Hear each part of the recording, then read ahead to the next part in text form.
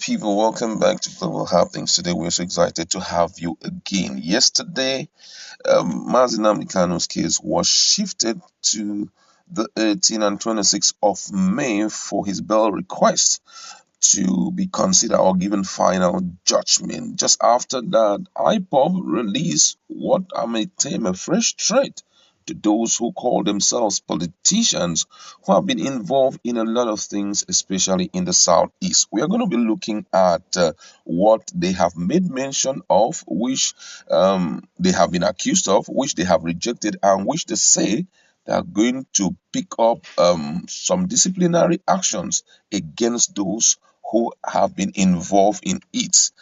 We're going to be looking at it and also the responses of Nigerians in respect to that. But before we do that, if you've not subscribed, please do well hit on the red subscribe button and also the bell icon so that you get notification anytime we publish our videos. Now, according to the news, the indigenous people of Biafra IPOB has threatened to publicly make known the identity of those sponsoring terrorism in the southeast. It has been reported that the separatists have repeatedly denied the claims that IPOB and Eastern Security Network (ESN) are behind the activities of UGM in the southern region of Nigeria. In a publication on Friday, the spokesman of the Biafra agitators, Emma Powerful, insisted that criminality in the southeast is carried out to implicate IPOB and ESN. According to him, the atrocities are perpetrated more in areas where politicians are fighting for supremacy. Powerful in a statement reads, he said, "We, the global movement and family of the indigenous people of Biafra IPOB, under the command and leadership of our great leader, Nnamdi Kanu, wish to reiterate once again to Biafrans, friends of Biafra and lovers of freedom, that IPOB has no hand in the criminality and insecurity being perpetuated in Biafra territory by imported hoodlums, dissidents, and wicked politicians.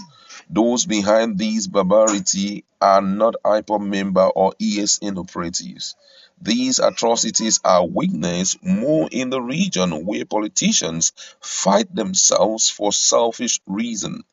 Our mothers were taken advantage of by these people created and sponsored by politicians in Imo State to terrorize our people and implicate IPOB and ESN members.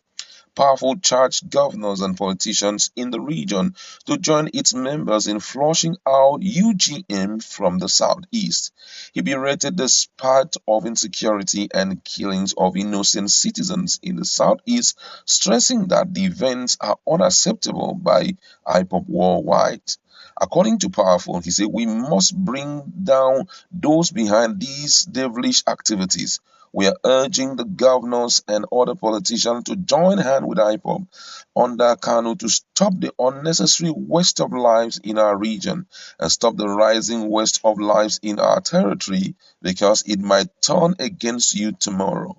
Never think that you are free, because if you continue sponsoring these criminals, we will mention your name in the near future and IPOB will start pursuing you because many of you have sponsored the death of our people. IPOB is not part of the UGM or those criminals suffering our people. Stop sponsoring the untimely death of innocent people." We will be made to understand that IPOB fresh trade is coming shortly after the Federal High Court sitting in Abuja on Friday fixed May 18 and 26 to rule on the bail application of Nnamdi Kanu. Justice Binta Nyako took the decision on Friday after striking out 8 of 15-count criminal charges against Kanu. Recall that the judge threw out 8 counts because the proof of evidence did not link him with the charges. The presiding judge delivered the ruling in a preliminary objection filed by Kanu against all the charges. Quite interesting. Now, this thing has been there for a while, and IPOB had continually renounced, rejected involvement in any form of insecurity and criminality going on in the southeast.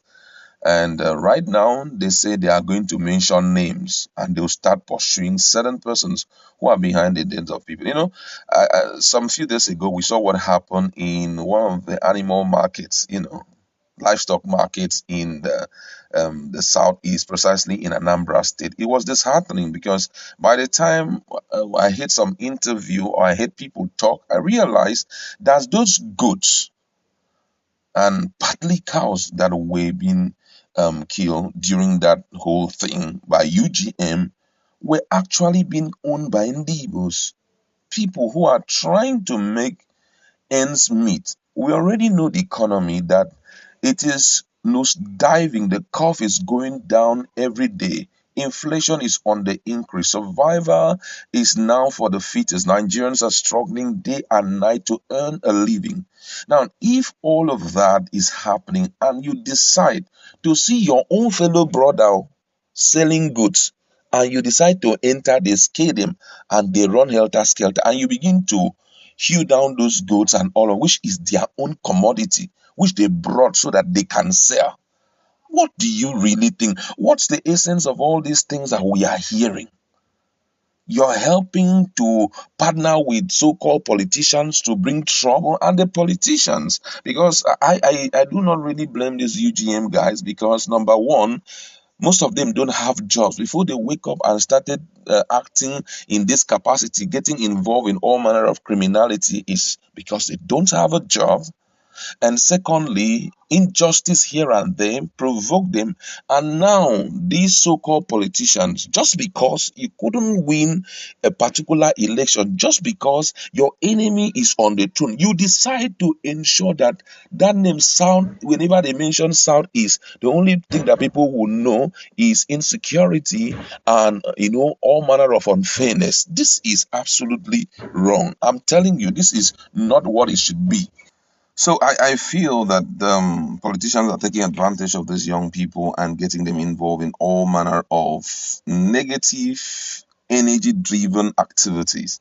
And I feel that just like Emma Powerful has said, the governor should join hands and stop all of these negative happening. Whatever thing they are doing, they may think they are sabotaging the current governor, but they are building a strong urge, call it propensity to continuing violence, which tomorrow will affect all and sundry. Today, it may be affecting the person who is currently in power, but tomorrow it may even affect your children and children's children. Let's not try to create a world that we will regret in future, because you're trying to make these people learn things or do things that they feel ordinarily that is okay, to continue practicing. It's becoming Southeast is now a name to reckon with when it comes to violence. All what we knew Southeast to be was a place where, when you talk about industrialization, you didn't take a walk down there. When you talk about hardworking people who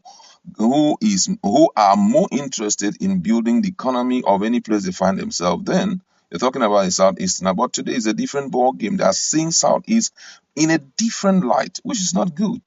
I really stand with what IPOB is saying, for them to take drastic measures against politicians who are making the place unbearable and unlivable for other people. That's where we like to leave it. Go to our comments.